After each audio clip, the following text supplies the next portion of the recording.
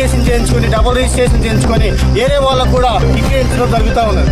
ఇదేంటి అని నిలదీసి అడుగుతున్నటువంటి రమేష్ గారు, పద్మజ గారి భర్త అయినటువంటి రమేష్ గారు, తర్వాత పద్మ గారు నిలదీసి అడగగా వాళ్ళ మీద కూడా తప్పుడు ప్రచారం చేసి కేసులు పెట్టడం జరుగుతున్నది. ఒక్క భూమికి 2 రిజిస్ట్రేషన్లు ఎట్లా చేస్తారు?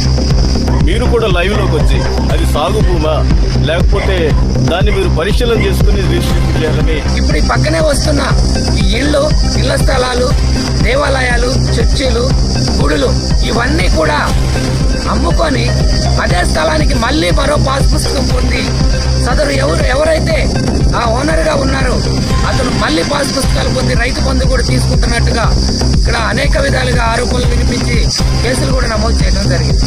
ఇది నిజంగా చాలా అక్రమము. ఇలా రిజిస్ట్రేషన్ చేయటం వల్ల మరి ఎంతో మంది జీవితాలు కూడా నాశనమయ్యే అవకాశం ఉంటుంది.